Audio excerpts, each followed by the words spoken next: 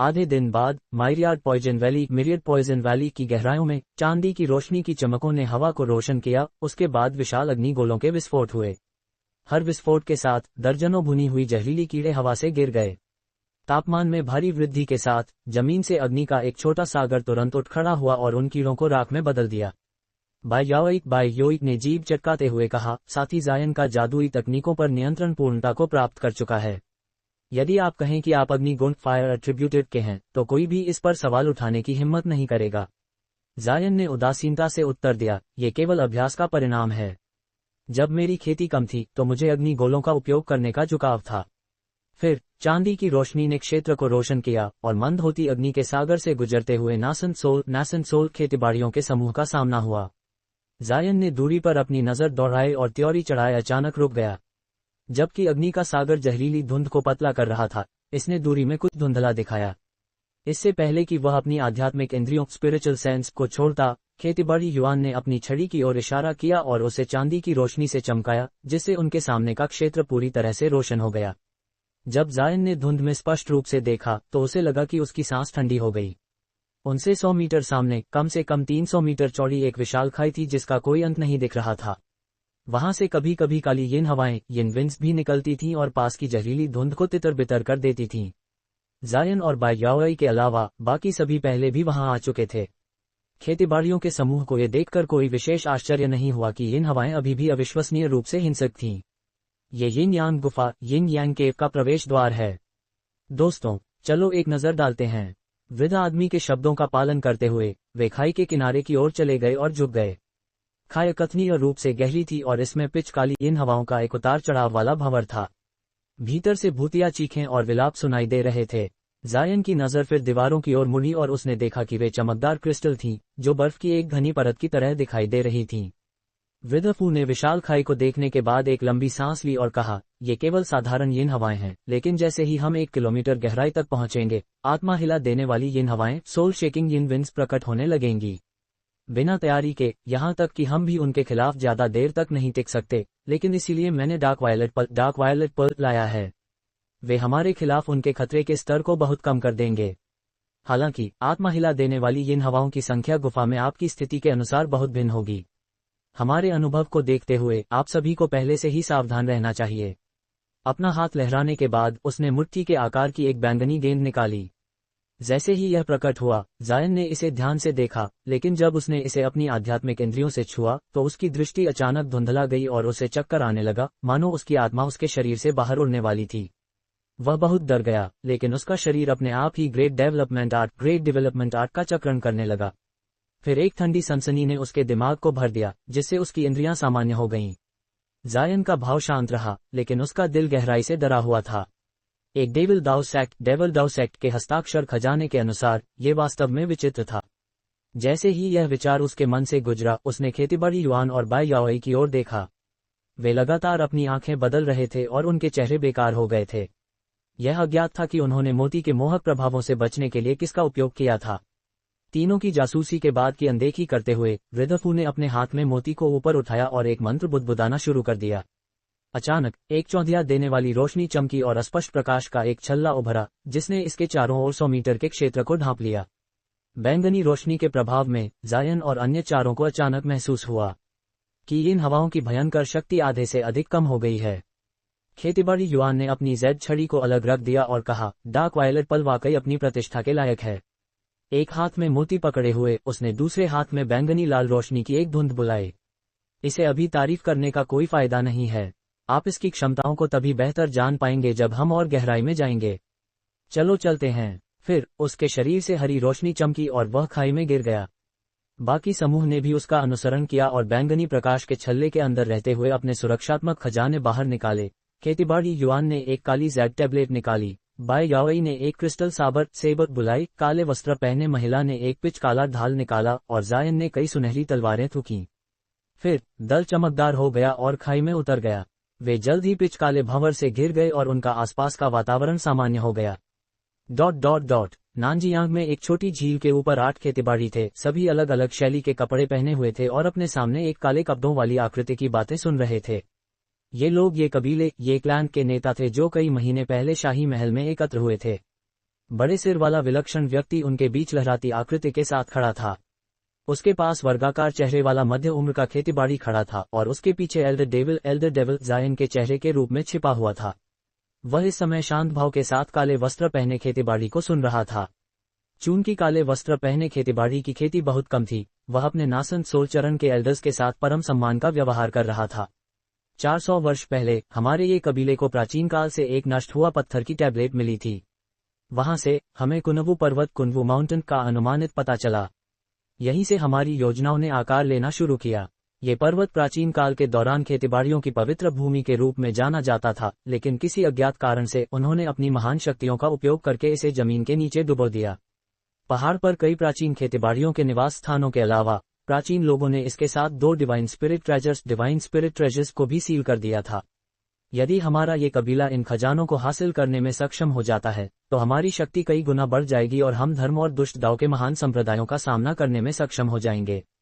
पिछले 100 वर्षों में हमने अंततः इस झील के नीचे टुकड़े में दर्ज क्षेत्र की खोज करने से पहले ग्रेट जिन के अधिकांश हिस्से में अपने कबीले के कई शिष्यों को भेजा है।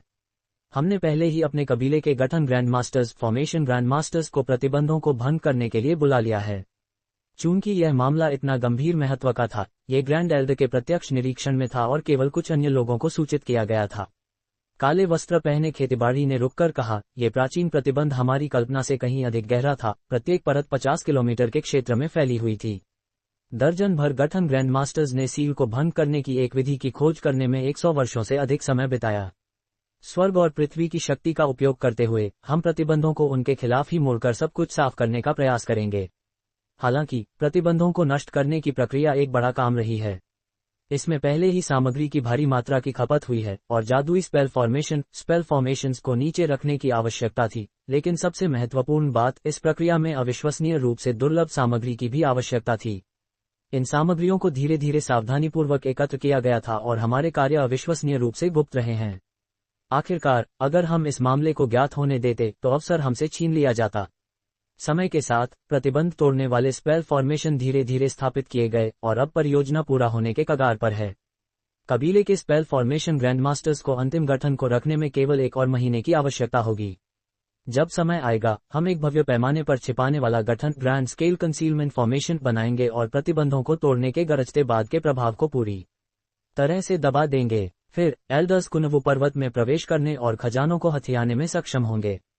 उसने अपनी बात पूरी करने के बाद काले वस्त्र पहने खेतीबाड़ी एक तरफ खड़ा हो गया और चुप रहा। कुनवु पर्वत, वह हमारा उद्देश्य था। अविश्वसनीय। मैंने मूल रूप से माना था कि यह एक प्राचीन खेतीबाड़ी का निवास था। तो केवल कुनवु पर्वत जैसी रहस्यमयी चीज में ही डिवाइन स्पिरिट ट्रेजर्स होंगे। एक समय के लिए खेतीबाड़ी अनियंत्रित उत्साह के साथ आपस में बड़बड़ाने लगे। बड़े सिर वाले विलक्षण व्यक्ति, वर्गाकार चेहरे वाले मध्य उम्र के खेतीबाड़ी और एल्डर डेविल को छोड़कर एक उदास भाव के साथ वर्गाकार चेहरे वाले खेतीबाड़ी का भाव डूब गया और उसने नाक भान सिकोड़ते हुए कहा, अभी तक इतने उत्साहित न हो। गठन को तोड़ना खजाना प्राप्त करने का केवल पहला कदम है। अगर यह इतना सरल होता तो हमारे तीसरे भाई ने हमें यहाँ एकत्र क्यों किया होता और हमारे 7वें चाचा से सहायता क्यों मांगी होती। इसके अलावा हमारा तीसरा भाई हमारे साथ जुड़ने से लगभग 1 महीने के लिए देर करेगा। उसे उन जासूसों से बचना है। आखिरकार दाववादी वस्त्र पहने ये कबीले के एल्डर ने मदद नहीं कर सका और पूछा दूसरे भाई के शब्दों से, क्या आपका मतलब है कि कुनवु पर्वत में कुछ गड़बड़ है? वर्गाकार चेहरे वाले खेतीबाड़ी ने उत्तर दिया, सिर्फ गड़बड़ से कहीं अधिक। ये संभव है कि हम वापस न लौटें। ये कैसे हो सकता है? कन्फ्यूशियन वस्त्र पहने एक एल्डर ने चिल्लाते हुए कहा, 7वें चाचा और तीसरा भाई दोनों महान खेतीबाड़ी हैं। अधिक भयंकर प्रतिबंध भी उन्हें नुकसान नहीं पहुंचा सकते। काश यह इतना सरल होता। वर्गाकार चेहरे वाले खेतीबाड़ी ने कड़वे भाव से कहा, इसके बारे में सोचो। कुनवु पर्वत प्राचीन खेतीबाड़ियों के लिए पवित्र भूमि था। वे इसे 2 डिवाइन स्पिरिट ट्रेजर्स के साथ क्यों सील करेंगे? कौन जानता है कि इसके भीतर कौन से आश्चर्यजनक रहस्य और खतरे छिपे हुए हैं। जब दूसरों ने ये सुना तो वे निराशा से एक दूसरे को देखने लगे। विलक्षण व्यक्ति ने हंसते हुए कहा, अभी के लिए बस काफी है। वे केवल सबसे बुरी संभावनाएं हैं। शायद उनके पास कुछ अन्य कारण थे जिनके कारण उन्हें ऐसा करने के लिए मजबूर होना पड़ा। आपको चिंतित होने की आवश्यकता नहीं है, लेकिन जब समय आएगा तो आपको सावधान रहना होगा। और अगर कुछ भी होता है तो मैं इसे ऐसे ही नहीं छोड़ूंगा। ऐसा कहते हुए खेतीबाड़ियों के चेहरों पर चिंता गायब हो गई। फिर वर्गाकार चेहरे वाले खेतीबाड़ी ने अपने पीछे छिपे हुए एल्डर डेविल की ओर देखा और कहा, एल्दहान, आप कई प्राचीन रिकॉर्डों में निपुण हैं। हमें प्रवेश करते समय आपकी सहायता की बहुत आवश्यकता होगी। निश्चिंत रहें, हमें पहले ही 2 दुष्ट कलाकृतियां डेविलिश आर्टिफैक्ट्स मिल चुकी हैं। इस मामले के पूरा होने के बाद हम उन्हें आपको सौंप देंगे। एल्डर डेविल ने शांत भाव से सिर हिलाया और कहा, उन दुष्ट कलाकृतियों डेविलिश आर्टिफैक्ट्स के लिए मैं अपना पूरा प्रयास करूंगा। अच्छा, तो मामलों को आगे बढ़ाएं। सभी मेरे पीछे पीछे झील के नीचे चलें। हालांकि यह क्षेत्र दूरस्थ है, फिर भी हमें सावधान रहना चाहिए, किसी गुजरते हुए खेतीबाड़ी को हमें देखने से रोकने और किसी संभावित परेशानी से बचने के लिए। ये कहते हुए वर्गाकार चेहरे वाले आदमी ने रोशनी चमकाए और पानी में गोता लगा दिया। एक के बाद एक दूसरों ने भी उसका अनुसरण किया। पलक झपकते ही वे सभी गायब हो गए, झील में केवल लहरें और एक शांत हवा छोड़ते हुए। हजारों किलोमीटर दूर जायन और उसके साथियों को थोड़ी परेशानी का सामना करना पड़ा। जायन की मानसिक आज्ञा के तहत उसके शरीर से पीली चमक की एक गेंद निकली और आने वाले एक सींग वाले यिंग गोस्ट को आसानी से कुचल दिया। फिर उसके चारों ओर सुनहरी रोशनी भड़की और पास के 2 अन्य भूतों को काट डाला, उनके शरीरों को धुएं में बिखेर दिया। उसने अपनी नजर वृद्ध फू और अन्य लोगों की ओर मोड़ी। वे वर्तमान में अन्य प्रेतात्माओं को मार गिराने के लिए अपने जादुई खजानों का उपयोग कर रहे थे। हालांकि ये भूत छोटे और पतले थे, वे निरंतर और भयंकर थे। जायन ने इसे देखकर अप्रसन्नता जताई। खेतीबाड़ी युवान ने हरी लपटों की एक झलक के साथ एक भूत को फाड़ने के बाद कहा, भाई फू, हम कई दिनों से यात्रा कर रहे हैं, लेकिन हमें अभी तक अम्ब्रा यिनहॉस का कोई निशान नहीं मिला है। और जबकि ये निम्न श्रेणी के भूत कमजोर और जंगली हैं, उनसे निपटना हमारी प्रगति में बाधा डालता है। जायन भी इन्हीं भावनाओं को साझा करता था। वृद्ध फू ने उत्तर दिया, इतने बेचैन होने की आवश्यकता नहीं है भाई युआन। गुफा बड़ी है और घोड़ा छिपने में बहुत माहिर है। इन भूतों के बारे में वे बहुत कम प्रयास से नष्ट हो जाते हैं। जब तक आप समय समय पर आत्मा पत्थरों स्पिरिट स्टोन्स से अपनी जादुई शक्ति की भरपाई करते रहेंगे, हम काफी समय तक टिक पाएंगे। भाई याओई ने अपने आसपास देखा और आह भरते हुए कहा, ये सच है, लेकिन आत्मा हिला देने वाली इन हवाओं को रोकना पहले से ही जादुई शक्ति की एक महत्वपूर्ण मात्रा की खपत करता है। हमारी वर्तमान खेती के साथ हम केवल 2 और महीने तक ही टिक पाएंगे। वे वर्तमान में एक विशाल गलियारे में थे जो 100 मीटर ऊंचा था। दीवारें जमती हुई काली बर्फ से चमक रही थीं और प्रवेश द्वार की तुलना में बहुत घनी काली हवाएं लगातार पास में घूम रही थीं। उनकी चीखें त्रासदी की ओर इशारा करने के लिए पर्याप्त थीं, लेकिन जब हवाएं डार्क वायलेट पल के प्रकाश के छल्ले की सीमा में प्रवेश करती थीं, तो वे बहुत कमजोर हो जाती थीं। फिर भी जायन और साथियों ने अपने पूरे शरीर पर एक चमकदार प्रकाश बनाए रखा, हवाओं को थोड़ी सी भी संपर्क करने की हिम्मत नहीं करने दी। छोटे भूतों के झुंड लगातार जमा हुई यिंची से प्रकट होते थे और दीपक की लपट की ओर पतंगों की तरह उन पर आक्रमण करते थे। ठंडी रोशनी की एक चमक में वर्तमान लहर के अंतिम भूत को बाय याओई की उड़ने वाली सेबर ने काट दिया, जिससे अभी के लिए रास्ता साफ हो गया। फिर उनके जादुई खजानों को वापस बुलाया गया क्योंकि वे तैरते हुए आगे बढ़े। गुफा के अंदर के इन हवाओं का तूफान उनकी आध्यात्मिक इंद्रियों को दूर तक देखने से रोकता था और दृष्टि के बिना वे जल्दबाजी करने की हिम्मत नहीं करते थे। अन्यथा वे केवल कुछ दिनों में गुफा की खोज कर पाते। एक भोजन को समाप्त करने के समय के बाद उनके सामने की इन हवाएं अचानक हिंसक हो गईं क्योंकि वे सड़क के एक चौराहे पर प्रकट हुए, एक बड़ा गलियारा और 2 छोटे। जायन की आंखों में एक ठंडी चमक चमकी और उसने कहा, एक और। यह नहीं चलेगा। अगर हमें कई रास्तों से होकर जाना पड़ा तो हम 2 महीनों में सभी गुफाओं की खोज नहीं कर पाएंगे। हमें अलग होना होगा। खेतीबाड़ी युवान ने वृद्ध के हाथ में मोती को देखा और सिर हिलाया, केवल एक ही डार्क वायलेट पल है। इसकी सुरक्षा के बिना आत्मा हिला देने वाली इन हवाओं को रोकने में बहुत अधिक जादुई शक्ति लगेगी। गुफाओं में हम जितना समय रह पाएंगे वह बहुत कम हो जाएगा। अविचलित होकर वृद्ध फू ने कहा, अगर यह मोती का मामला है तो मैं थोड़ा रक्तसार ब्लड एसेंस की खपत करके आपको अस्थायी रूप से मोती की सुरक्षा दे सकता हूं। जब तक इन हवाओं की ताकत स्थिर रहती है, सुरक्षा लगभग 1 सप्ताह तक चलने में सक्षम होनी चाहिए। वह हमारे लिए प्रत्येक गलियारे में गहराई तक देखने के लिए पर्याप्त होना चाहिए, लेकिन डार्क वायलेट पल की रोशनी के गायब होने के बाद आपको फिर से ढूंढने का एक तरीका होगा। हमें एक दूसरे को ढूंढने में सक्षम होने के लिए हम सभी पर जादुई शक्ति के निशान छोड़ने होंगे। बाय याओई ने फिर त्योरी चढ़ाई और पूछा, हालांकि यह बहुत संभावित नहीं है, लेकिन अगर हम में से किसी एक को कोई उच्च श्रेणी का भूत मिल जाए तो हम क्या करेंगे? खेतीबाड़ी युवान ने नाक भान सिकुड़ते हुए कहा, अगर यह एक मध्यनासन सोल खेतीबाड़ी से निपटने वाला भूत है तो वह एक भूत राजा गोस्ट मोनाक होगा। लेकिन यह एक सच्ची यिन पाताल यिन अंडरवर्ल्ड नहीं है। थोड़ी सी यिन क्यूई उस स्तर पर कुछ भी कैसे पैदा कर सकती है? गुफा की गहराई में केवल कुछ मजबूत भूत होंगे। यहाँ अफवाह जो है वह केवल एक किंवदंती है। किसी ने व्यक्तिगत रूप से इसे नहीं देखा है। इसके अतिरिक्त हमें वैसे भी जोखिम उठाना होगा। एक बार कमजोर यिन हवाओं की अवधि समाप्त हो जाएगी, हम यहाँ और नहीं रह पाएंगे। जब वृद्ध फू और काले वस्त्र पहने महिला ने ये सुना तो उन्होंने एक नज़र बदली और हिचकिचाहट का प्रदर्शन किया। मूल रूप से उन्होंने अपनी सुरक्षा बनाए रखने के लिए अलग होने के बारे में नहीं सोचा था, लेकिन यिन यांग गुफा में उनकी उम्मीद से कहीं अधिक गलियारे थे। अगर वे अलग नहीं हुए तो बहुत संभव है कि वे खाली हाथ लौटें। बाई याओई ने एक पल के लिए विचार किया और कोई विरोध नहीं किया। ऐसा लगा कि उसने उसके शब्दों को स्वीकार्य पाया। वृद्ध फू ने अंततः निर्णय लिया और कहा, ठीक है, हम आपके सुझाव का पालन करेंगे, लेकिन सभी को ध्यान रखना होगा। मुझसे 3 दिन की दूरी से आगे न जाएं, अन्यथा आप समय पर सुरक्षात्मक प्रकाश की भरपाई नहीं कर पाएंगे। जायन ने मध्य गलियारे की ओर देखा और कहा, चिंता न करें, ये सुरंग निश्चित रूप से नीचे जाने वाला मुख्य मार्ग है और शाखा सुरंगें बहुत लंबी नहीं होनी चाहिए। उन्हें खोजने के लिए 3 दिन पर्याप्त से अधिक होना चाहिए। वृद्ध फू ने फिर डार्क वायलेट पल पर रक्तसार का धुंच थूका, जिससे यह उमड़ने लगा। फिर उसने इस पर जादू की मुहरों की एक श्रृंखला से प्रहार किया और अपने मुक्त हाथ से मोती की ओर बढ़ा, चमकदार बैंगनी प्रकाश की एक गेंद बुलाई। प्रकाश को हाथ में लेकर उसने पार्टी के सदस्यों पर नजर दौड़ाई और इसे अपनी छोटी मार्शल सिस्टर की ओर फेंक दिया। एक चमक के साथ प्रकाश की गेंद उसके शरीर में गायब हो गई और उसके चारों ओर बैंगनी चमक का एक छोटा छल्ला बन गया। जब अन्य लोगों ने देखा कि तकनीक प्रभावी है तो वे सहज महसूस करते हुए वृद्ध आदमी से वही करवाने लगे। फिर एक दूसरे पर जादुई शक्ति के निशान लगाने के बाद वे 3 भागों में बंट गए। वृद्ध फू स्वाभाविक रूप से अपनी छोटी मार्शल सिस्टर के साथ जुड़ गया और वे मध्य गलियारे से नीचे भाग गए। खेतीबाड़ी युआन और जायन के रूप में उन्होंने क्रमशः बाएं और दाएं शाखा मार्गों को लेने का निर्णय लिया। बाई याओई ने अंतिम निर्णय लिया और जायन का अनुसरण करने से पहले एक पल के लिए हिचकिचाई। जब जायन ने महसूस किया कि वह उसका अनुसरण कर रही है तो उसने उसे पकड़ने के लिए अपनी गति धीमी कर दी, फिर साथ साथ यात्रा की। रास्ते में उसने पूछा, क्या भाई जायन को लगता है कि यिन यांग गुफा अपनी प्रतिष्ठा के अनुरूप नहीं है?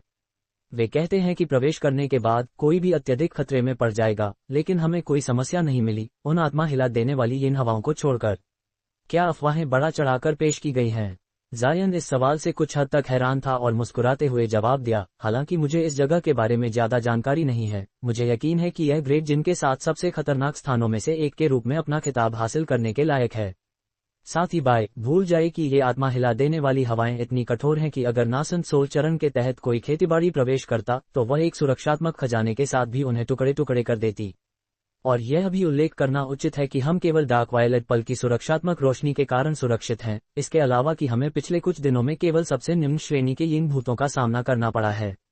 जैसे जैसे हम गहराई में प्रवेश करेंगे, यिन क्यूई बहुत घनी हो जाएगी और भी कठोर भूत पैदा करेगी। भाई जायन के शब्द तर्कसंगत हैं, हालांकि मैं अभी भी थोड़ा संदिग्ध महसूस करती हूँ। यिन भूत आ रहे हैं। जैसा कि बाई याओई जायन के साथ बातचीत कर रही थी, 8 यिन भूत अचानक पास की हवाओं से प्रकट हुए और उन पर भयंकरता से बदल गए। नीली और सुनहरी रोशनी की चमक में यिन भूतों को साफ सुथरा मार दिया गया। फिर दोनों धीरे धीरे आगे बढ़े, लेकिन आधे दिन की खोज के बाद उन्हें कुछ भी नहीं मिला। जैसे ही दोनों वापस जाने वाले थे, एक भयंकर यिन हवा अचानक एक ठंडी चुभती हुई सीटी के साथ उनके पास से बह गई। यह क्या है? बाई याओई ने चौंक कर कहा। जायन ने पलक झपकाए और जवाब दिया, वह एक परिष्कृत शव, रिफाइंड कॉप्स जैसी आवाज है। यह एक उच्च श्रेणी के भूत से आई होगी। एक परिष्कृत शव, क्या संभावना है? बाई याओई ने भौं उठाते हुए कहा। फिर दोनों बिना किसी डर के ध्वनि के स्रोत के पास गए। जैसे ही उन्होंने एक मोड़ लिया, वे खुद को एक गुफा के प्रवेश द्वार पर पाए जो 10 मीटर ऊंची थी। यह असाधारण रूप से हिंसक यिन हवाओं के साथ लगातार गरजती थी और भीतर भूतिया सीटी की मंद आवाजें सुनाई दे रही थीं। वह क्या है? बाई याओई ने अंदर देखा और कुछ ऐसा देखा जो चमकती हुई बर्फ में सील था। उसने अपना हाथ उठाया और मुट्ठी के आकार की एक अग्नि गेंद से प्रहार किया। अचानक हुई बैंग के साथ लाल लपटों ने बर्फ को पिघलाकर वस्तु के वास्तविक रूप को प्रकट किया। यह एक नीली उड़ने वाली तलवार थी जो आधी दीवार में फंसी हुई थी। लेकिन जिस क्षण बर्फ पिघली, जीवंत उड़ने वाली तलवार एक मंद रोशनी के साथ चमकने लगी और एक स्पष्ट ध्वनि निकाली। फिर यह कांपने लगी जैसे वह खुद को मुक्त करने का प्रयास कर रही हो। बाई याओई इस दृश्य से चकित रह गई और अपनी आस्तीन लहराते हुए लाल लपटों की एक रस्सी छोड़ी। हवा में अंगारे चमकते हुए इसने तलवार को लपेट लिया और उसे अपने हाथ में खींच लिया। बाई याओई की आंखों ने तलवार पर से गुजरकर उसे देखा और उसने एक हाथ से उसे लहराया, जिससे कई फुट लंबी तलवार की रोशनियां स्वॉर्डलाइट्स निकली जिन्होंने बर्फ की दीवार पर प्रहार किया और उस पर गहरे निशान छोड़ दिए। जायन ने ये देखकर अपना भाव बदल लिया। उसने जांच के लिए तलवार को कई बार पलटा और कोई महत्वपूर्ण निशान न पाकर संदेह का एक भाव प्रकट किया। इतने सालों बाद भी इसकी आध्यात्मिक प्रकृति स्पिरिचुअल नेचर फीकी नहीं पड़ी है। इसके मालिक ने इसे बनाने में काफी प्रयास किया होगा। इसकी शक्ति से पता चलता है कि ये देर core formation, late core formation खेतीबाड़ी की रही होगी। लेकिन यह अपने आप में अजीब है, उस स्तर का कोई व्यक्ति इस स्थान तक नहीं पहुंच पाया होगा। क्या मैं इसे एक नज़र देख सकता हूं? जायन ने पूछा। विनम्र होने की कोई आवश्यकता नहीं है, लीजिए। बाई याओई मीठे से मुस्कुराए और फिर अपनी उंगली के झटके से उड़ने वाली तलवार को जायन की ओर भेज दिया। उसने तलवार को पकड़ने के लिए हाथ बढ़ाया और उसे अपने हाथ में उड़ा लिया। थोड़ी देर जांचने के बाद उसने त्योरी चढ़ा ली। क्या भाई जायन ने कुछ खोजा है? बाई याओई ने जिज्ञासापूर्वक पूछा। तलवार का शरीर विशुद्ध रूप से ब्लू एसेंस क्रिस्टल से बना है। वह बिल्कुल भी बुद्धिमानी का निर्णय नहीं है। यदि इसे अन्य सामग्रियों के साथ मिलाया जाता तो इसकी शक्ति और भी अधिक होती। हालांकि ये परिष्करण विधियां हजारों वर्ष पहले व्यापक रूप से ज्ञात नहीं थीं, और तलवार पर बने अलंकृत ताबीज निशान टैलिस्मन मार्किंग्स काफी पुराने हैं। जबकि तलवार का मालिक एक प्राचीन खेतीबाड़ी नहीं था, फिर भी वह बहुत समय पहले के युग से आता है। भाई जायन का उपकरण परिष्करण टूल रिफाइनमेंट में गहरा ज्ञान सच में एक झटके की तरह है। बाई याओई ने पुकारा। ये ज्यादा नहीं है, मैंने संयोग से तलवार परिष्करण के कुछ अभिलेखागारों को पढ़ा है। वह गुफा के अंदर की ओर देखकर शांत भाव से बोला, कैसा रहेगा अगर हम अंदर जाएं और देखें कि कुछ प्राप्त करने लायक है या नहीं? हाँ, चलो चलते हैं। बाई याओई ने थोड़ी सोच के बाद सिर हिलाया और एक चमकदार सफेद छाता अम्ब्रेला बाहर निकाला। फिर वह गुफा में प्रवेश कर गई और मार्गदर्शन किया। जायन ने मुस्कुराते हुए अपने ऊपर मंडराती कई उड़ने वाली तलवारों की ओर इशारा किया, उन्हें सुनहरी रोशनी का एक बैरियर बना दिया और फिर उसका अनुसरण किया। गुफा पिचकाली थी और केवल हवा की आवाज और गहराई से एक मंद सीटी की आवाज सुनाई दे रही थी। भूत ने दोनों को खोज लिया था और सीटी की आवाज बाहर करने वाली हो गई थी। चूंकि यह जगह बहुत बड़ी नहीं है, इससे निपटना आसान होना चाहिए, जायन ने बुदबुदाया। उसने अपना हाथ उठाया और एक चमकदार सफेद चंद्रमा पत्थर मूनलाइट स्टोन बुलाया। जब उसने उस पर एक जादुई मुहर स्पेल सील लगाई तो पत्थर चमकदार रोशनी से चमक उठा और उनके आसपास के वातावरण को रोशन कर दिया। रुकी हुई इन हवाओं के कारण दूर के क्षेत्र धुंधले और अस्पष्ट थे। जब वे गुफा में 200 मीटर और गहराई में गए तो उन्होंने एक और प्रवेश द्वार देखा जो मंद हरी चमक छोड़ रहा था। जायन और बाई याओई ने एक दूसरे की ओर एक अजीब नजर से देखा। अब तक जिन गुफाओं से वे गुजरे थे वे बिना किसी अपवाद के समाप्त हो चुकी खदानें थीं। जबकि दोनों ने कुछ अधिक सतर्कता बरती, उनके पास उच्च खेती थी और वे इससे पीछे हटने वाले नहीं थे। अपने सामने छाता रखते हुए बाई याओई प्रवेश द्वार के पास पहुंची, लेकिन जैसे ही उसने अंदर झांका उसका चेहरा पीला पड़ गया। जायन जल्द ही उसके पास पहुंचा और अंदर देखा। वहां 100 मीटर चौड़ी गुफा थी जो चूना पत्थर के स्तंभों स्टैलेक्टाइट्स से भरी हुई थी और दीवारों और शीर्ष से मंद हरी चमक चमक रही थी। बिल्कुल केंद्र में एक 10 मीटर ऊंचा पत्थर का स्तंभ था। हालांकि यह अशोभनीय और मामूली था, वहां एक सूखी लाश ड्राइड कॉप्स थी जो जंजीरों में कसकर बंधी हुई थी। उसका सिर निर्जीव लटका हुआ था, लंबे भूरे बालों से ढका हुआ, और उसका पेट फटा हुआ था जिसमें से सभी अंग बाहर निकले हुए थे। बाई याओई को छोड़कर यह भयानक दृश्य जायन के लिए भी चौंकाने वाला था। उसने अपने होंठ भींचे और कुछ कहने की सोच रहा था कि उसके हाथ में नीली तलवार ने लगातार लंबी चीखें निकाली, जिसके बाद पागलों की तरह हिलना शुरू कर दी। कुछ समझदारी के साथ उसने तलवार को हवा में उछाल दिया। वह एक नीली धारा बनाकर पत्थर के स्तंभ की ओर बढ़ गई और अपने मूल आधा फुट लंबे रूप में बदल गई, सूखी लाश के चारों ओर घूमते हुए और एक और चीख निकालते हुए। क्या ये खोल तलवार का मालिक था? ऐसा लगता है कि उनका सुनहरा कोट गोल्डन कोट छीन लिया गया और जान चली गई। बाई याओई ने एक लंबी आह भरी और थोड़े परेशान भाव के साथ दिखाई दी। जायन ने ठंडे भाव से कहा, उसकी मृत्यु सामान्य नहीं हुई। इस व्यक्ति का उपयोग एक दुष्ट तकनीक विकेट टेक्निक के लिए जीवित बलिदान लाइव सैक्रिफाइस के रूप में किया गया था। जीवित बलिदान। उसकी चौंक में उसने अंततः गुफा में एक 40 मीटर चौड़े जादुई गठन स्पेल फॉर्मेशन को देखा। उसने तुरंत इसे नहीं देखा क्योंकि इसके ऊपर धूल जमी हुई थी। जायन ने सिर हिलाया, मुझे नहीं पता कि यह कौन सा बलिदान गठन है। इसे पता लगाने के लिए मुझे और करीब से देखना होगा। वह आसान है, मुझे छोड़ दें। बाई याओई मुस्कुराए और एक लघु क्रिस्टल पंखा मिनिएचर क्रिस्टलाइन फैन थूका। बर्फीली रोशनी की एक चमक में पंखा 1 फुट लंबा हो गया और पूरी गुफा में लहराया। एक पीली हवा ने धूल को हवा में उड़ा दिया, पूरी गुफा की दृष्टि को अवरुद्ध कर दिया। लेकिन अपने शरीरों के चारों ओर प्रकाश के साथ जायन और बाई याओई ने धूल को नजरअंदाज कर दिया और जमीन पर गठन की जांच की, मानो इसने उन्हें थोड़ा भी प्रभावित नहीं किया। उसी समय उनसे 40 मीटर से अधिक दूर पीछे जमीन से एक काली रोशनी कमजोर चमकी, उसके बाद एक काली छाया सिलोएट प्रकट हुई। यह एक झुकी हुई स्थिति में स्थिर खड़ी थी। जब काली छाया ने देखा कि दोनों ने प्रतिक्रिया नहीं दी तो उसकी आंखों से लाल चमक चमकी और उसका शरीर आगे की ओर भागा। रास्ते में उसने अपना सिर झुकाया और चीखा, बाएं याओई की ओर एक काली रेखा छोड़ते हुए। छाया का इरादा दोनों से एक साथ निपटने का था। जायन ने अचानक अपना हाथ पलटा और मध्य हवा में नीली रोशनी का एक हाथ बुलाया। उसने काली छाया को सटीक रूप से पकड़ लिया और उसे जगह पर रोक लिया। बाएं याओई की ओर जाने वाली रेखा के लिए उसने अपने छाते को अपने पीछे सुंदरता से लहराया। छाते ने काली रेखा के संपर्क में आते ही सफेद प्रकाश की एक चमक छोड़ी और हमले को आसानी से विक्षेपित कर दिया, पत्थर की दीवार में 1 इंच गहरा छेदछड़ा छोड़ दिया। बाएं याओई मुस्कुराते हुए प्रकाश के हाथ से पकड़ी गई छाया को देखने लगी। इसका शरीर एक काले शल्क वाले सांप का था जो 15 मीटर लंबा था, चेहरा एक बंदर का था और 2 विकृत भुजाएं थीं जिनमें से प्रत्येक में 1 फुट लंबी हड्डी का कांटा था। हालांकि राक्षस को दृढ़ता से पकड़ा हुआ था, यह अपनी पूरी ताकत से हिंसक रूप से संघर्ष कर रहा था और अपनी लाल आंखों से दोनों को नफरत से घूर रहा था। एक कैलामिटी एप, क्या वे वास्तव में इस दुनिया में मौजूद हैं? बाएं याओई ने राक्षस को देखकर चौंक कर कहा। जायन ने भूत की ओर देखा और आकस्मिक रूप से कहा, मैंने सुना है कि यह भूत भारी yin वाले क्षेत्र में मानवीय नाराजगी ह्यूमन रिजेंटमेंट से संघनित होता है। यह अत्यंत दुष्ट है, हत्या करना पसंद करता है और जीवित इंसानों के दिमाग खाने का आनंद लेता है। इसके अलावा ये किसी भी भूतिया आवाज की नकल करने में सक्षम है। ऐसा लगता है कि पहले की परिष्कृत लाश की सीटी इसी का काम था। तस मैंने काफी कुछ रिकॉर्ड देखे हैं लेकिन ऐसा भूत पहली बार मिला है। हालांकि यह विशेष रूप से मजबूत नहीं है और हम पर हमला करने की हिम्मत करके अपनी मौत को आमंत्रित कर रहा है। बाएं याओई ने नागभान सिकुड़ी और घृणा के साथ कैलामिटी एप को देखा। इस राक्षस को जीवित रखने में क्या मतलब है? इसे मार देना बेहतर होगा। फिर उसने इसकी ओर इशारा किया, बैंगनी रोशनी की एक धारा छोड़कर भूत के चारों ओर लपेट दिया और बर्फ की एक परत में सील कर दिया। जायन ने चुपचाप मुस्कुराया और प्रकाश के हाथ को बल लगाने का आदेश दिया। जमे हुए राक्षस को छोटे छोटे टुकड़ों में कुचल दिया। तब तक हवा में उड़ी धूल वापस जमीन पर गिर गई थी, लेकिन उन्होंने पहले ही जादुई गठन को स्पष्ट रूप से देख लिया था। जायन ने अपनी आंखें सिकुड़ी और आगे की जांच के लिए शांत भाव से चला गया।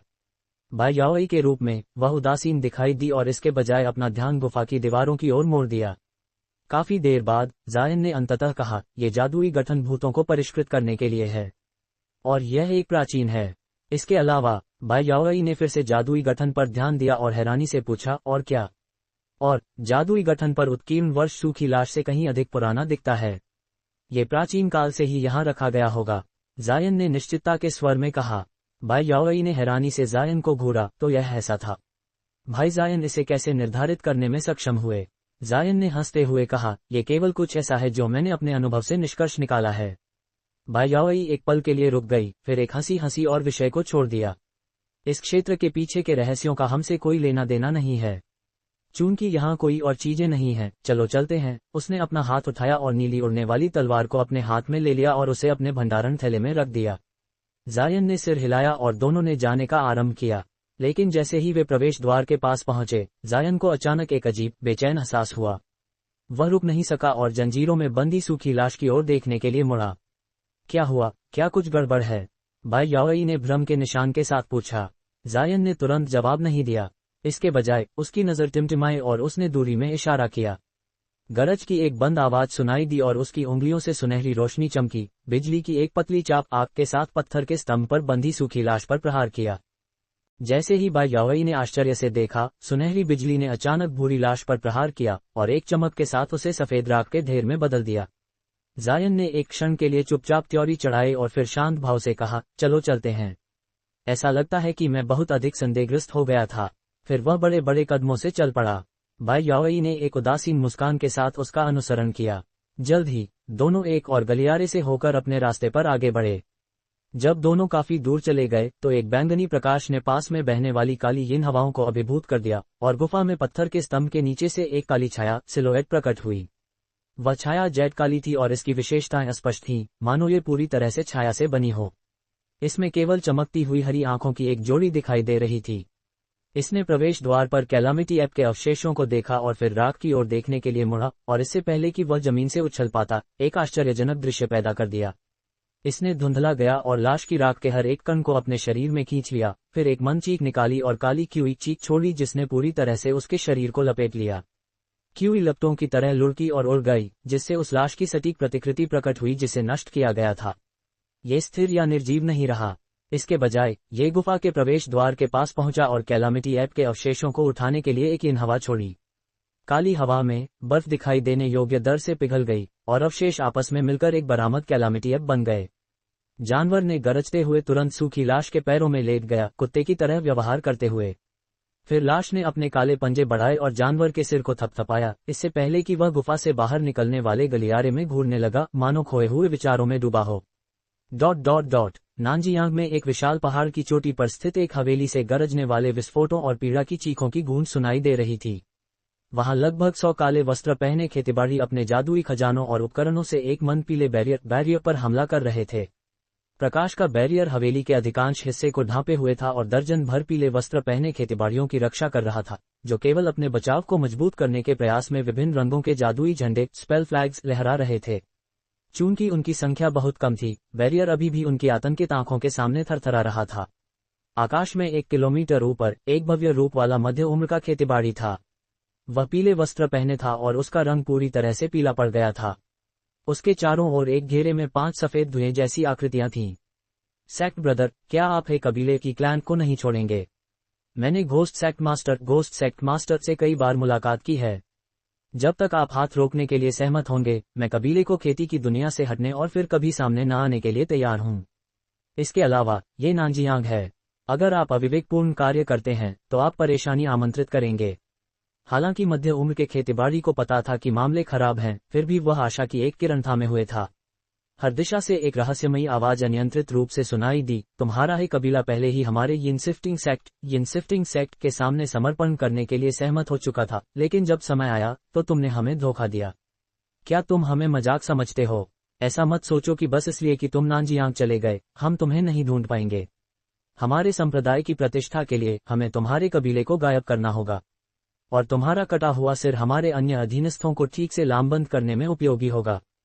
क्या तुम खुद खत्म करोगे या मुझे व्यक्तिगत रूप से यह निपटाना पड़ेगा?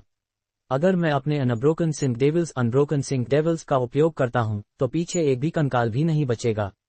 जब उसने ये सुना तो पीले वस्त्र पहने खेतीबाड़ी का दिल डूब गया।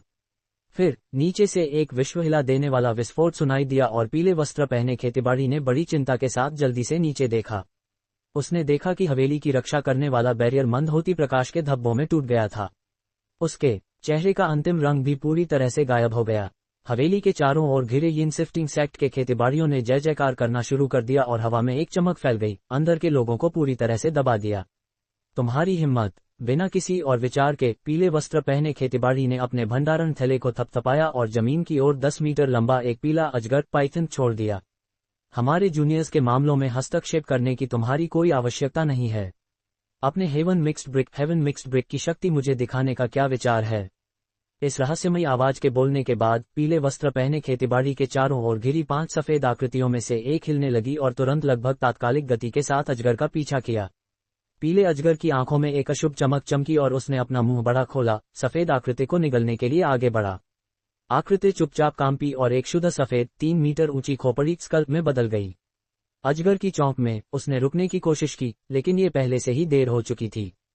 खोपड़ी ने कर्णभेदी आवाज में ठहाका लगाया और अपने मुंह से एक धागा थ्रेड शूट किया, जिसने जल्दी और मजबूती से अजगर के सिर को बांध दिया।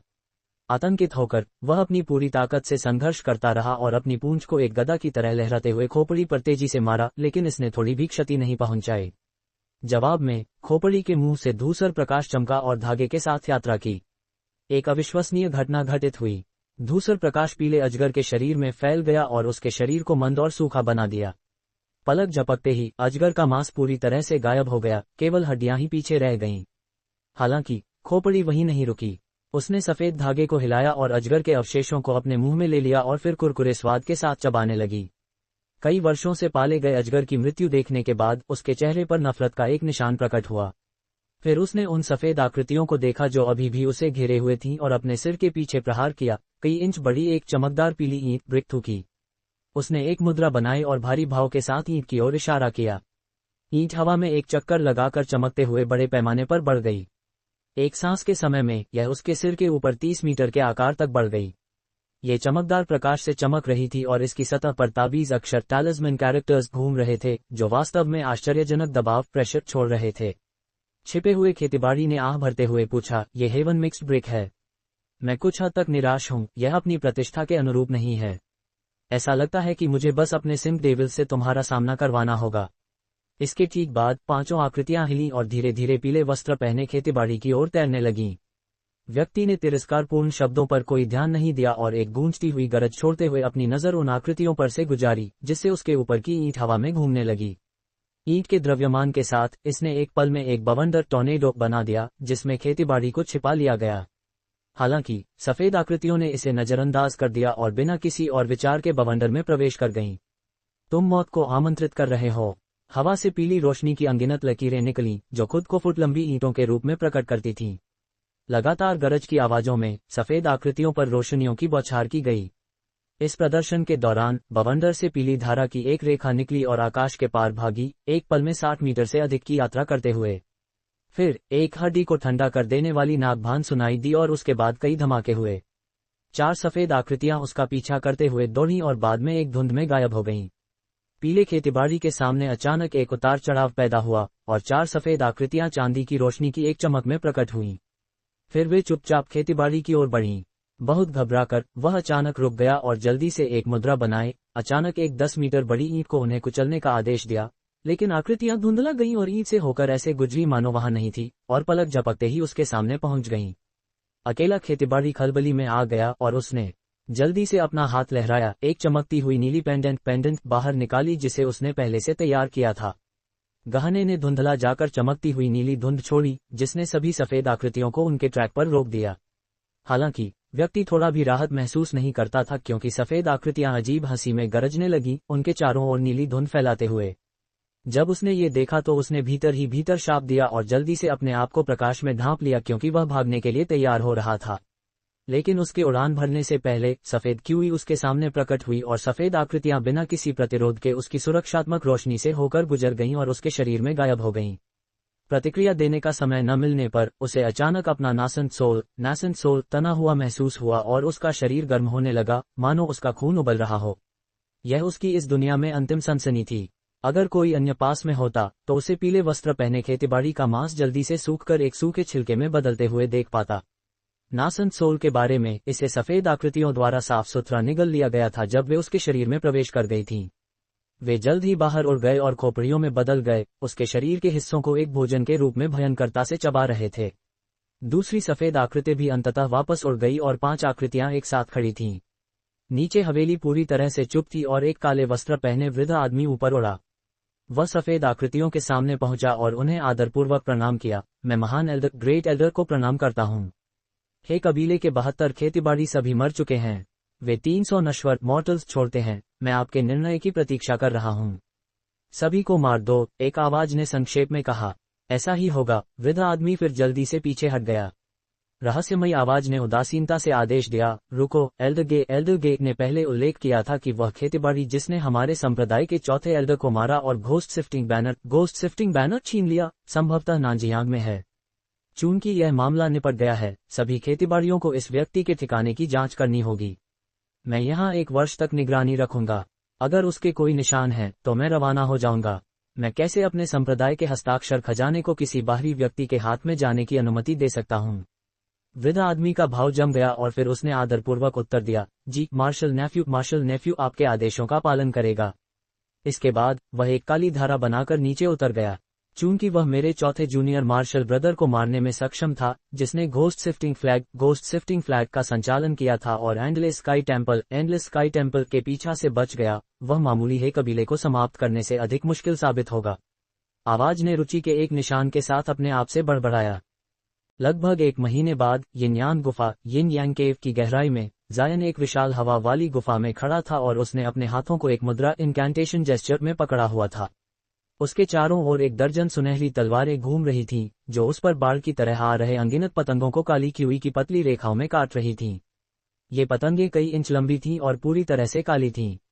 अपने पंखों के हर झपकने के साथ वे उसकी ओर हवा के पतले ब्लेड छोड़ती थीं, लेकिन वे सभी सुनहरी रोशनी द्वारा आसानी से रुक जाती थीं। लेकिन हर गिरी हुई पतंग के साथ उसकी जगह दो और आ जाती थीं। जायन नाराजगी से उदास हो गया। उसने अपनी कमर से एक स्पिरिट बीस्ट पाउच निकाला और हवा में चमकदार सुनहरे बीटल गोल्डन डिवोरिंग बीटल्स के एक झुंड को बुला लिया। जब काली पतंगों का सामना गोल्ड डिवोरिंग बीटल्स से हुआ तो वे अचानक पीछे हटने लगी क्योंकि उनकी संख्या में और वृद्धि हुई और वे जमीन पर गिरने लगीं। ये देखकर उसने अपनी अधिकांश उड़ने वाली तलवारें वापस ले लीं और गुफा की गहराई में कदम रखा।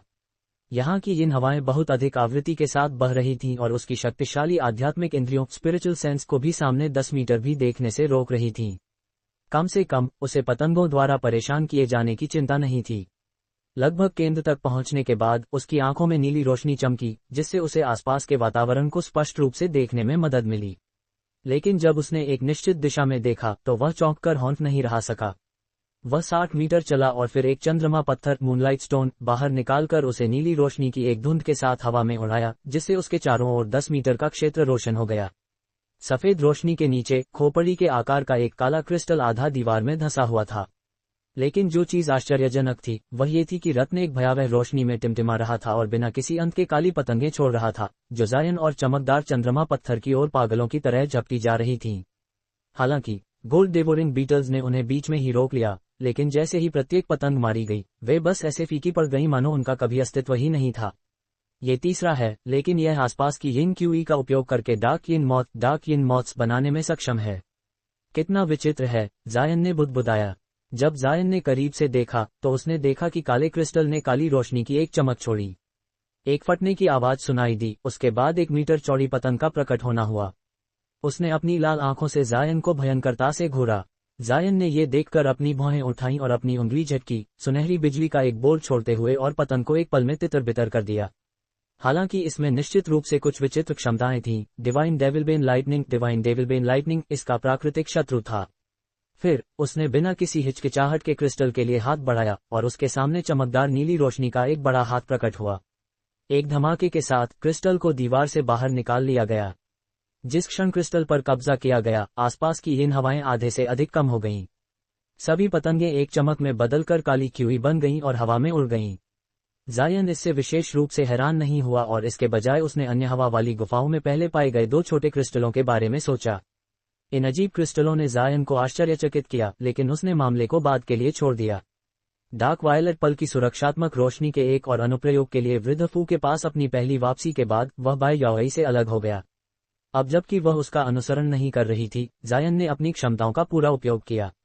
पिछले कुछ दिनों में जबकि वह धीरे धीरे गुफा की गहराई की ओर बढ़ा, वह दूसरों की तुलना में कई गुना तेज था। उसे उच्च श्रेणी के भूतों का सामना भी अधिक बार हुआ, लेकिन उसकी उड़ने वाली तलवारों और सुनहरी बिजली ने उनका काम तमाम कर दिया। उसे वीपिंग सोल बीस्ट का उपयोग एक बार भी नहीं करना पड़ा। अब समझ में आ रहा था कि उच्च श्रेणी के खेतीबाड़ियों ने यिन यांग गुफा की खोज क्यों नहीं की थी। अंदर की ओर उसने कुछ छोड़े गए जादुई उपकरणों और निम्न श्रेणी की अयस्क नसों के अलावा बहुत कम पाया। लेकिन कई दिन पहले जब उसने एक भूत का पीछा किया तो अनजाने में वह एक छोटी हवा वाली गुफा में प्रवेश कर गया। शुरू में उसकी इसकी खोज करने में बहुत कम रुचि थी, क्योंकि जिस अम्ब्र यिन हौज की वे तलाश कर रहे थे वह भयंकर यिन हवाओं वाली जगह पर जीवित नहीं रह पाना चाहिए था। इसके अलावा गुफा में आवृत्ति वाली यिन हवाएं उसे अधिक मात्रा में जादुई शक्ति की खपत करने के लिए मजबूर करेंगी, भले ही डार्क वायलेट पल की रोशनी की सुरक्षा थी। इस तरह अंदर की ओर जाना उसके लिए काफी मुश्किल साबित होता, लेकिन जब उसने पहला काला क्रिस्टल खोजा तो वह गहराई में खोज करने में रुचि रखने लगा। डिवाइन डेविलबेन लाइटनिंग की सुरक्षा और अपनी जादुई शक्ति को फिर से भरने के लिए मिरियड स्पिरिट मिल्क के साथ उसे डरने की जरूरत नहीं थी। जायन ने इन काले क्रिस्टलों को किसी भी रिकॉर्ड में पहले नहीं देखा था। हालांकि पहली नजर में वे डेविल एसेंस डायमंड्स जैसे दिखते थे, वे पूरी तरह से अलग थे। वे डेविल एसेंस डायमंड जितने कठोर नहीं थे और न ही उनमें दुष्ट सार्ट डेविलिश एसेंस था। वे अजीब हवा गुण विंड ट्रिब्यूट के रत्न लग रहे थे जो अनगिनत वर्षों से इन गुफाओं के अंदर संघनित हुए थे, लेकिन उनमें बड़ी मात्रा में यिन क्यूई भी थी। जब जायन ने दर्जनों हवा वाली गुफाओं की खोज की तो उसे उनमें से केवल 3 मिले। उसने जो पहले 2 पाए थे वे मुट्ठी के आकार के थे, लेकिन तीसरा और सबसे हाल जो उसने पाया था वह खोपड़ी के आकार का था और भूत पैदा कर सकता था। रत्न की लंबे समय तक जांच करने के बाद और यह पाकर कि इसने कोई प्रतिक्रिया नहीं दी, उसने इस पर कई प्रतिबंध ताबीज रिस्ट्रिक्शन टैलिस्मन्स चिपका दिए, इसे एक बड़े जेड बॉक्स में रखा और फिर अपने भंडारण पाउच में डाल दिया। विशाल हवा वाली गुफा की एक त्वरित खोज करने के बाद ये सुनिश्चित करने के लिए कि उसने कुछ भी नहीं छोड़ा है, वह उस गलियारे में वापस चला गया जहां से वह आया था। उसने 1 और किलोमीटर की यात्रा की और एक और छोटी गुफा की खोज कर रहा था। अंततः पाया कि सुरंग तेजी से संकीर्ण होती जा रही थी। अंत में उसका सामना बर्फ की एक दीवार से हुआ। जायन ने आह भरी लेकिन फिर भी आगे बढ़ता रहा।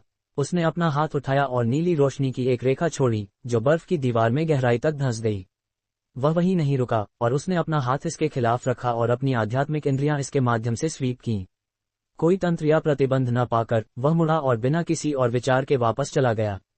वापस लौटने में वह आगे की खोज करने की तुलना में कई गुना तेज था।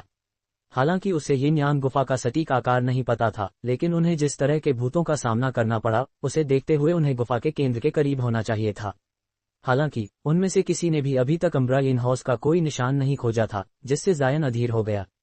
चूंकि उसने इस यात्रा की तैयारी में ट्रिफ्लेम फैन को जल्दी से परिष्कृत करने के लिए हड़बड़ी की थी, वह खाली हाथ वापस नहीं जाना चाहता था।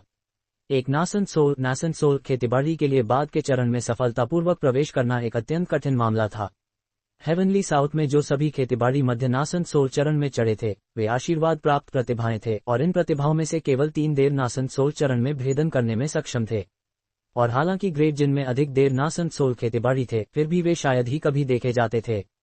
परिणामस्वरूप जायन ने देर नासेंट सोल चरण में बाधा को तोड़ने के लिए म्यूपेलिंग के साथ कॉपुलेशन एसेंस आर्ट्स का उपयोग करने पर विचार किया था, लेकिन यह एक गारंटी नहीं थी। अब जबकि नासेंट कल्टिवेटिंग पिल उसके सामने प्रकट हुआ था, वह इस अवसर को जाने नहीं दे सकता था। अगर वे वास्तव में अम्ब्रा यिन हाउस नहीं ढूंढ पाए तो उसे वृद्धफू से नासेंट कल्टिवेटिंग पिल का चिकित्सा सूत्र मेडिकल फॉर्मूला प्राप्त करने का प्रयास करना होगा। हालांकि उसकी संभावनाएं कम थीं, लेकिन अगर वह सूत्र प्राप्त कर सका तो वह कहीं और अम्ब्रा यिन हाउस की तलाश करने की कोशिश कर सकता था। आखिरकार दुनिया में कई ऐसी जगहें थीं जहां यिन क्यूई प्राकृतिक रूप से एकत्र होती थी। जायन का मन इस मामले पर विचार करता रहा जब वह सुरंग से होकर उड़ रहा था, लेकिन अचानक उसका भाव बदला और उसका ध्यान उसके सामने की ओर मुड़ा। उसके सामने हरी रोशनी की एक चमक चमकी और उसकी दिशा में उड़ रही थी। उसने जवाब में तुरंत अपनी आस्तीन लहराई, अपने सामने नीली धुंध का एक बादल छोड़ा। हरी रोशनी को धुंध द्वारा पकड़ लिया गया और उसके सामने खींच लिया गया, जिससे एक चमकती हुई तलवार प्रकट हुई जिस पर एक लाल जेड स्लिप बंधी हुई थी। जायन ने अपने होंठ भींचे और हाथ उठाकर स्लिप को अपने हाथ में ले लिया और फिर तलवार को वापस हवा में उछाल दिया। हरी तलवार ने एक घंटी की आवाज निकाली, हवा में एक चक्कर लगाया और फिर बिना किसी निशान के यिन हवाओं के माध्यम से उड़ गई। जायन ने इसे नजरअंदाज कर दिया और इसके बजाय जेड स्लिप में अपनी आध्यात्मिक इंद्रियों को डुबो दिया। उन्हें अम्ब्रा यिन हाउस के निशान मिले हैं। एक संक्षिप्त क्षण के बाद जायन मुस्कुराते हुए जेड स्लिप से बाहर निकला। फिर हाथ के एक पलटने में उसने एक सफेद गठन फॉर्मेशन प्लेट बुलाई। उसने इसे थपथपाया और नीली रोशनी की एक चमक में ये दर्पण की तरह चमकदार हो गया। प्लेट के विभिन्न स्थानों पर 4 अलग अलग रंगों की रोशनियां प्रकट हुईं। उसने रोशनी की स्थितियों को देखा और तुरंत इसे अलग रख दिया और फिर बहुत तेज गति से आगे की ओर उड़ा। आधे दिन बाद जायन एक चौराहे पर पहुंचा जहां खेतीबाड़ी युवान और वृद्ध फूल ध्यान कर रहे थे। डार्क वायलेट पल वृद्ध के सिर के ऊपर स्थिर तैर रहा था। जायन के पहुंचने के बाद उसने पूछा, साथी युवान, क्या आपने इसे पा लिया है? बिल्कुल सही, खेतीबाड़ी युवान ने ठहाका लगाया और उसके चेहरे पर उत्साह का भाव था। अम्ब्रा यिन हाउस इस गलियारे में है, लेकिन ये बहुत धूर्त है। मैं इसे पकड़ने में सक्षम नहीं था और केवल निकास का रास्ता अवरुद्ध कर सका और तुम सभी के आने की प्रतीक्षा कर सका। अच्छा है, जायन ने मुस्कुराते हुए सिर हिलाया, जब तक हमें इसके ठिकाने का पता है, ये समय की बात है। वृद्धफू ने खुशी से कहा, जूनियर मार्शल सिस्टर चांद और साथी बाय अभी भी काफी दूर हैं। चलो इंतजार करें, जब हम सभी मौजूद होंगे तो पकड़ना आसान होगा। जब जायन ने ये सुना तो उसे राहत महसूस हुई और वह भी बैठ गया।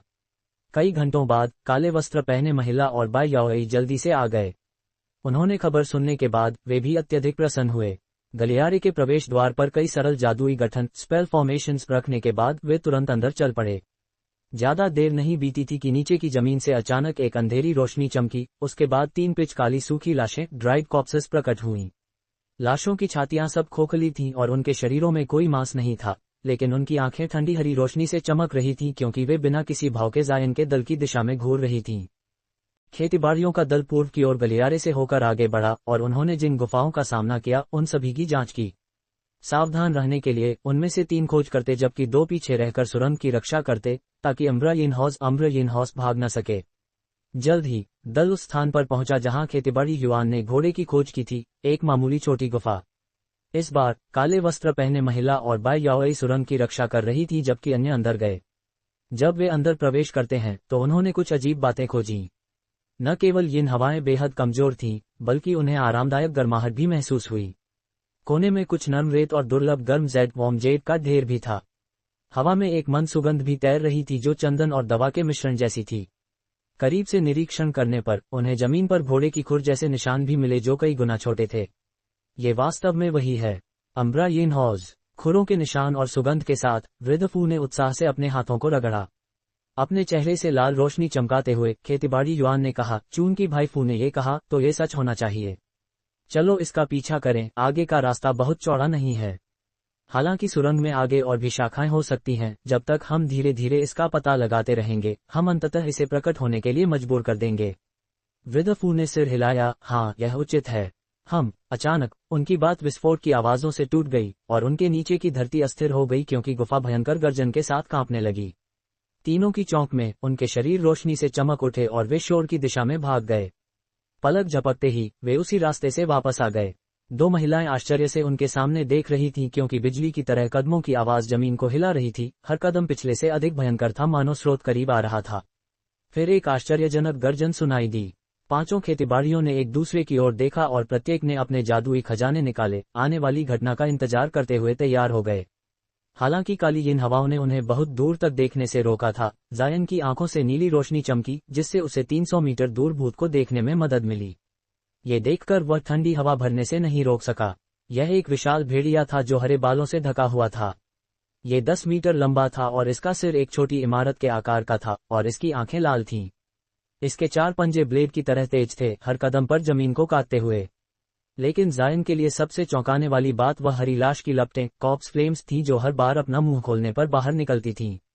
जब भी हरी लपटें बर्फ की दीवारों को छूती थीं, तो वे उस पर हरी रोशनी से चमकती हुई गहरी और असमान खायां छोड़ जाती थीं। एक कॉप्स वुल्फ नाम अचानक जायन के दिमाग में जगा, लेकिन एक सामान्य कॉप्स वुल्फ केवल एक आम भूत होना चाहिए था। बड़े कॉप्स वुल्फ भी इतने विशाल नहीं होने चाहिए थे।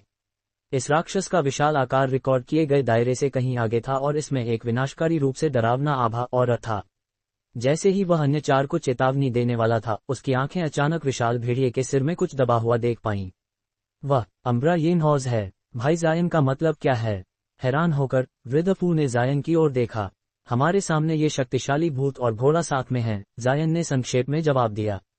अम्ब्रा यिन हॉज। अन्य लोगों ने इसे सुनकर खुशी प्रकट की। फिर वे इन हवाओं के माध्यम से विशाल भेड़िए को धुंधले रूप से देख सके। हालांकि वे इसका वास्तविक रूप नहीं समझ सके, राक्षस के विशालता ने उनके दिलों को कांपा दिया और उनके चेहरों पर खुशी जल्दी से गायब हो गई। काले वस्त्र पहने महिला ने उदास भाव से अपनी उंगलियां हिलाईं, सफेद प्रकाश के 10 से अधिक गोले छोड़े। गोलों ने विशाल भेड़िए पर प्रहार नहीं किया बल्कि ऊपर की ओर उड़ गए और हवा में ऊंचे फट पड़े। चौंधिया देने वाली सफेद रोशनी ने सुरंग को रोशन किया और उन्हें भेड़िए का विकराल रूप देखने की अनुमति दी। उनके चेहरे अनजाने में बदल गए।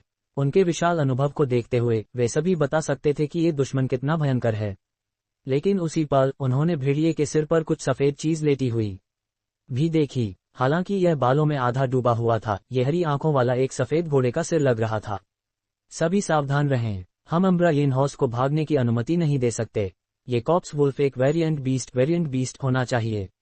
हालांकि यह परेशानी का कारण होगा, हम 5 के लिए इसे मारना एक आसान काम होना चाहिए। साथ ही बाय, आप अम्ब्रा यिन हॉज को पकड़ने के प्रभारी हैं।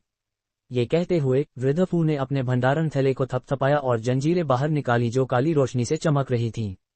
यह आगे की ओर उड़ी और एक सांप की तरह विशाल भेड़िए के चारों ओर लिपट गई।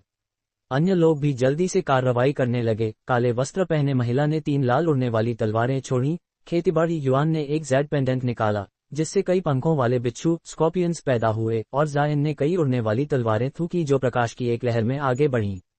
इस दौरान बाय याओई ने अपना हाथ पलटा और एक पारदर्शी जाल ट्रांसलूसेंट नेट बुलाया। बर्फ की एक चमक में जाल सफेद धुंध में बदल गया और भेड़िए के सिर पर अम्ब्रा यिन हॉज को ढांप लिया। हालांकि यह पहली बार था जब उन्होंने एक साथ कार्रवाई की थी, लेकिन उनके खजानों ने जो शक्ति प्रदर्शित की वह अभिभूत करने वाली थी।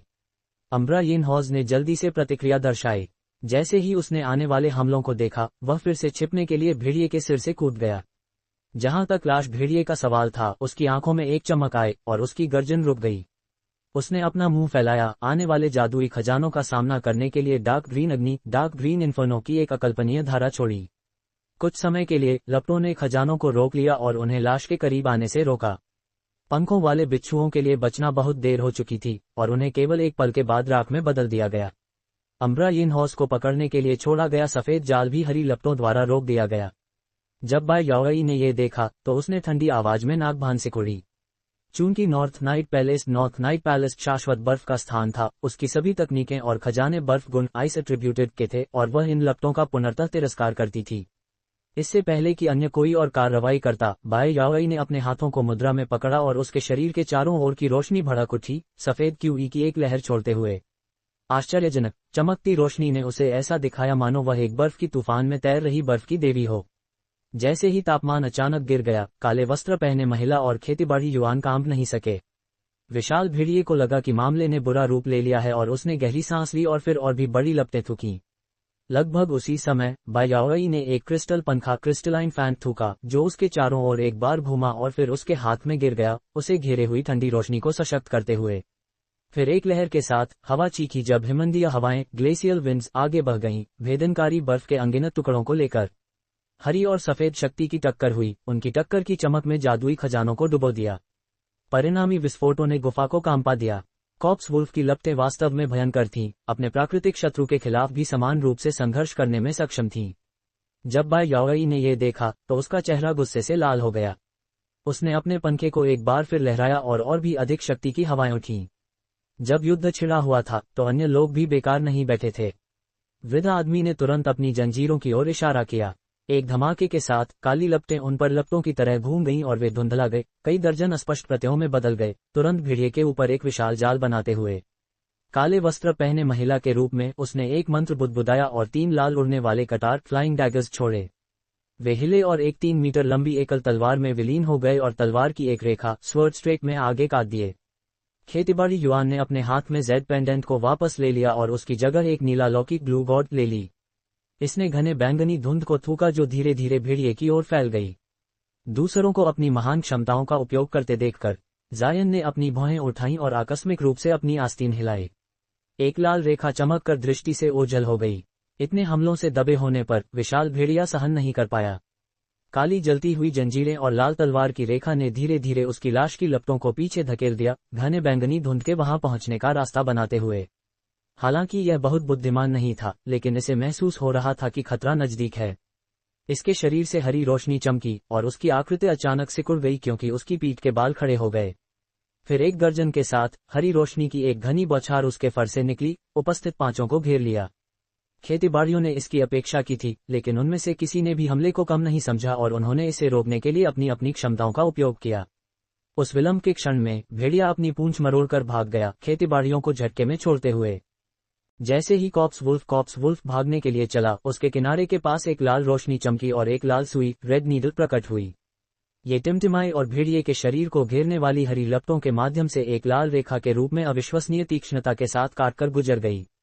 विशाल भेड़िए की चौंक में उसने अपना सिर मोड़कर हमले से बचने का प्रयास किया, लेकिन सुई पहले ही उसकी गर्दन से होकर निकल चुकी थी। इसके बाद एक बहरी दर्दनाक गर्जन हुई और उसके पैरों के चारों ओर एकत्र काली क्यूई ब्लैक ची आसपास की इन हवाओं में गायब हो गई। जब समूह ने ये देखा तो वे खुशी से उछल पड़े। इसका पीछा करो, किसी ने चिल्लाकर कहा। फिर दल चमकने लगा और उसके तुरंत पीछे उड़ने का इरादा किया। हालांकि जायन की कमर पर बंधी एक थैली से एक रोने जैसी आवाज सुनाई दी। हालांकि यह मंद थी, जायन का चेहरा बहुत बदल गया और उसने अपना हाथ झटका। 30 मीटर से अधिक दूर एक क्षेत्र में कई नीली तलवार की रेखाएं अजूर स्वर्ड स्ट्रेक्स दागीं। जैसे ही हमला करीब पहुंचा, जमीन से एक अंधेरी रोशनी चमकी और कई जेट काली आकृतियां प्रकट हुईं। उनमें से एक ने अपनी उंगली के एक झटके से आसानी से तलवार की रेखाओं को वापस खड़ा कर दिया। इसके बाद यिन हवाएं बड़ी शक्ति के साथ फूट पड़ीं और 3 आकृतियां आंशिक रूप से छिप गईं।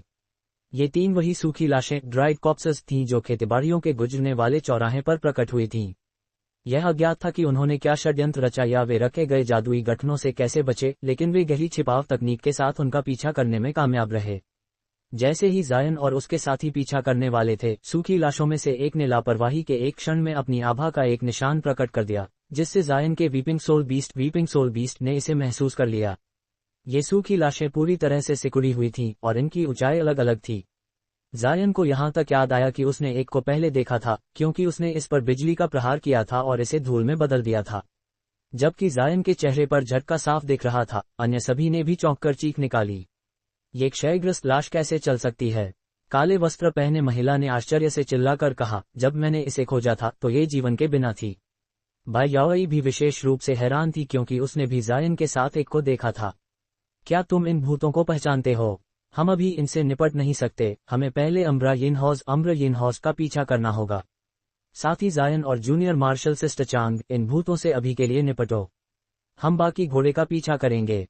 अगर यह फिर से छिप गया तो इसे फिर से ढूंढना मुश्किल होगा।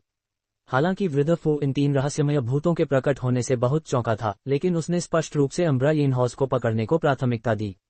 उसके दृष्टिकोण से जायन और उसकी जूनियर मार्शल सिस्टर को इन 3 अजीब परिष्कृत लाशों से निपटने में कोई समस्या नहीं होनी चाहिए थी, और न ही उसके 3 साथियों को कॉप्स वुल्फ के साथ कोई समस्या होनी चाहिए थी।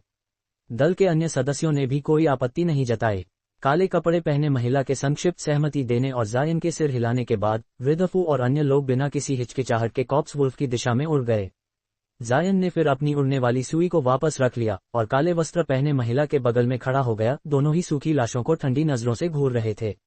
हालांकि घोस्ट डाउक की तकनीकें अपनी प्रकृति से असामान्य रूप से दूर थीं, लेकिन उसे यह समझ में नहीं आ रहा था कि उनमें से एक डिवाइन डेविलबेन लाइटनिंग के प्रहार से कैसे बच सकी। फिर भी उसने अपने दिल में बढ़ी हुई सतर्कता के बावजूद एक शांत रुख बनाए रखा। काले वस्त्र पहने महिला के रूप में वह 9 सेरेनिटी सेक्ट की एक एल्डर थी और उसे दुष्ट और भूत दोनों तकनीकों की अच्छी समझ थी। वह भी इन लाशों को कम आंकने की हिम्मत नहीं कर सकी। उसने अपनी विशाल लाल तलवार को अपने ऊपर चमकती हुई आभा के प्रदर्शन में घुमाया, हमला करने के बजाय अपनी रक्षा के लिए। उनका सामना करने वाली 3 लाशें पहले चलीं। उनमें से लंबी ने 2 बड़े कदम आगे बढ़ाए और महिला की ओर एक धूसर धागा ग्रे थ्रेड थूकने के लिए अपना मुंह खोला। तुम मौत को आमंत्रित कर रहे हो, उसने उदास रूप से नाक भान सिकुड़ी। अपनी आस्तीन लहराते हुए उसने लगातार 10 से अधिक अग्नि गोले छोड़े। जल्द ही उसने अपने सिर के ऊपर विशाल तलवार की ओर इशारा किया और यह हवा के माध्यम से कट गई, एक लाल तलवार की रेखा छोड़ते हुए। उसने माना कि यह मामूली धागा केवल संघनित लाश की लपटें थीं और अग्नि तकनीकें इसे रोकने में सक्षम होनी चाहिए। लेकिन तब धागा बिना किसी प्रतिरोध के अग्नि गोलों और लाल तलवार की रेखा दोनों से होकर गुजर गया। केवल एक स्पर्श के साथ उनकी पूरी उपस्थिति को पूरी तरह से अवशोषित कर लिया और बिना किसी धीमापन के आगे बढ़ता रहा। काले वस्त्र पहने महिला ने चौंक में अपनी आस्तीन को झाड़ा और अपने सामने एक छोटा हरा ढाल ग्रीन शील्ड प्रकट की। ये रोशनी से चमका और बड़े पैमाने पर फैल गया। लगभग उसी समय उसके सिर के ऊपर की विशाल तलवार धूसर धागे पर नीचे की ओर काटने लगी। काले वस्त्र पहने महिला को विश्वास था कि चून की धागा आध्यात्मिक शक्ति के हमलों को अवशोषित करने में सक्षम था, भौतिक खजाने इसे रोकने में सक्षम होने चाहिए थे। जैसा कि अनुमान लगाया गया था, विशाल तलवार से टकराने पर धूसर धागा रुक गया। सुंदर महिला ने खुशी महसूस की और तलवार की क्षमताओं को सक्रिय करने के बारे में सोचा, लेकिन तब धूसर धागा अचानक धुंधला गया और अपने आप की 100 प्रतियां बना लीं। जल्दी से विशाल तलवार को बांधने के लिए आगे बढ़ीं। इसके बाद धागों से एक अजीब अंधेरी रोशनी चमकी, जो तलवार की लाल रोशनी के साथ घुल मिल गई, धीरे धीरे इसे भारी करते हुए और काला करते हुए, मानो इसे भ्रष्ट कर रहा हो। महिला ने भी महसूस किया कि तलवार के साथ उसका मानसिक संबंध धुंधला हो रहा है। उसका दिल डूब गया और उसने बिना किसी और विचार के अपने भंडारण थैले को थपथपाया, अपने हाथ में एक धार्मिक व्हील बुलाया। लेकिन इससे पहले कि वह अपनी तलवार को मुक्त करने के लिए इसका उपयोग कर पाती, गरज सुनाई दी। उसके बाद एक चमकदार बिजली का बोल्ट प्रकट हुआ। सुनहरा बोल्ट गरजती हुई क्रोध में धूसर धागों पर प्रहार किया और बड़ी लाल तलवार को मुक्त कर दिया। बहुत बहुत धन्यवाद भाई जायन, महिला ने जल्दी से कहा और फिर एक हाथ का इशारा करके अपनी तलवार को 3 लाल धारियों में बांटकर अपनी आस्तीन में वापस बुला लिया। अपने हथियार को मुक्त कराए जाने के साथ जायन ने अब और ध्यान नहीं दिया। इसके बजाय वह तंग त्योरी के साथ हवा में घूर रहा था। उसके द्वारा तितर बितर किए गए धूसर धागे केवल एक छोटी देर के बाद ही अपने मूल रूप में वापस संघनित हो गए। अन्य 2 सूखी लाशों के रूप में उन्होंने अभी तक कोई कार्रवाई नहीं की थी। जब काले वस्त्र पहने महिला ने यह देखा तो उसका चेहरा बेकार हो गया, लेकिन वह हवा में धूसर धागे को देखती रही। ये सामान्य लाश क्यूई कॉप्स चीक नहीं है, बल्कि एक बेलफुल कॉप्स चीक है। क्या यह एक घोस्टफाइन थ्रेड हो सकता है? उसने गहरे पीले चेहरे के साथ चिल्लाकर कहा। बेलफुल कॉप्स क्यूई। जायन को यह नाम परिचित लगा और थोड़ी सोच के बाद उसे याद आया कि इसका उल्लेख ग्रेट डेवलपमेंट ट्रेजर स्क्रिप्चर्स में किया गया था। उसका भाव कुछ समय के लिए हिल गया। ये घोस्ट दाव की एक महान क्षमता थी जिसे कुछ खेतीबाड़ी कभी देख पाते थे। जैसा कि नाम से पता चलता है, बेलफुल कॉर्प्स क्यूई मूल रूप से लाश क्यूई थी, लेकिन इसमें ताजी मौत की लगातार नाराजगी, जिसे अन्यथा बेलफुल क्यूई, बेलफुल ची के रूप में जाना जाता है, के साथ घुल मिल गई थी। कहा जाता है कि बेलफुल कॉर्प्स क्यूई का निर्माण अत्यंत कठिन है। इसके लिए कम से कम कोर फॉर्मेशन खेतीबाड़ियों की लाशों के साथ साथ अन्य अज्ञात शर्तों की आवश्यकता होती है। जब ये रूप लेता है तो कहा जाता है कि यह शाश्वत होता है, और ये तत्व क्यूई एलिमेंटल ची को अवशोषित करने और विभिन्न जादुई खजानों को भ्रष्ट करने में सक्षम होता है। घोस्ट दाव की सबसे बड़ी क्षमताओं में से एक होने के नाते इससे निपटना अत्यंत कठिन था। हालांकि उसने घोस्टफाइंड ट्रेड के बारे में पहले नहीं सुना था, लेकिन ये देखते हुए कि यह बेलफुल कॉर्प्स क्यूई से बना था, यह कोई आश्चर्य की बात नहीं थी कि यह इतना परेशानी वाला था। ऐसा लगता था कि उसकी डिवाइन डेविल बेन लाइटनिंग इसे तितर बितर करने में सक्षम थी, लेकिन इसे पूरी तरह से नष्ट नहीं कर सकती थी। जब ये विचार उसके दिमाग से गुजर रहे थे, तीनों लाशों ने एक साथ अपने हाथ उठाए और अपनी उंगलियां झटकी, प्रत्येक ने धूसर धागे छोड़े। काले वस्त्र पहने महिला ने गहरी सांस ली और अपने हाथ से धार्मिक व्हील को छोड़ दिया, उद्घोषणाओं की एक श्रृंखला का जाप करते हुए। पहिया हवा में घूमा और 7 रंगों की रोशनी से चमका, जायन और खुद को एक बैरियर में ढांपते हुए। 7 रंगीन प्रकाश, एक बौद्ध खजाना, बुद्धिस्ट ट्रेजर। जायन ने पहले ही अपने हाथ उठा लिए थे जिनके बीच बिजली की चापें चमक रही थीं, लेकिन जब उसने उसे कार्रवाई करते देखा तो वह आश्चर्य के निशान के साथ रुक गया। फिर धागों ने 7 रंगीन बैरियर पर प्रहार किया, लेकिन सभी पूरी तरह से वापस खड़े हो गए। जायन बैरियर की प्रभावशीलता से हैरान नहीं था। चूंकि बौद्ध तकनीकें घोस्ट दाव को रोकने में विशेषज्ञ थीं, घोस्टफाइंड थ्रेड्स जैसी क्रूर चीज को भी बौद्ध प्रकाश को तुरंत तोड़ने में सक्षम नहीं होना चाहिए था। लेकिन जिस बात ने जायन को आश्चर्यचकित किया वह ये थी कि एक दुष्ट संप्रदाय की एल्डर के पास भी एक बौद्ध खजाना था। उनके धागों को वापस खड़ा देखकर तीनों ने अपना हमला नहीं रोका। इसके बजाय उनकी उंगलियां हिली और हवा में अनगिनत धूसर धागे रूप लेने लगे और 7 रंगीन बैरियर के शीर्ष पर धागों की अनगिनत परतें बुनी, मानो दोनों को इसके अंदर पूरी तरह से फंसाने का इरादा था। जायन की आंखों से एक ठंडी चमक फूट पड़ी और उसने अपने हाथों को एक साथ थपथपाया, उन्हें उठाकर अपनी रक्षा करने वाली प्रकाश की बैरियर पर बिजली की घनी चापें छोड़ी। जोरदार कड़कने की आवाजें सुनाई दी, बैरियर की सतह पर बिजली का एक जाल प्रकट हुआ और उसने तुरंत धूसर धागों को भंग कर दिया। 3 लाशों ने ये देखकर ज्यादा परवाह नहीं की। उन्होंने बस अपने हाथों से और अधिक घोस्टफाइंड थ्रेड शूट किए और तितर बितर हुई धूसर क्यूई के रूप को फिर से बहाल कर दिया। साथ ही चांद, इसे खोलो। ये कहते हुए जायन की पीठ से गरज की आवाज सुनाई दी। चांदी के पंखों की एक जोड़ी प्रकट हुई।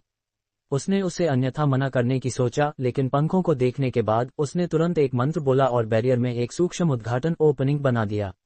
उसके पंख फड़फड़ाए और वह चांदी की रोशनी की एक चमक में गायब हो गया। 3 लाशें इसे देखकर अचानक रुक गईं और इधर उधर देखने लगीं। फिर उनके पीछे कुछ मीटर पर प्रकाश एक बार फिर चमका और जायन प्रकट हुआ। लाशों ने तुरंत जवाब में अपनी उंगलियां झटकी और उस पर दर्जनों धूसर धागे शूट किए।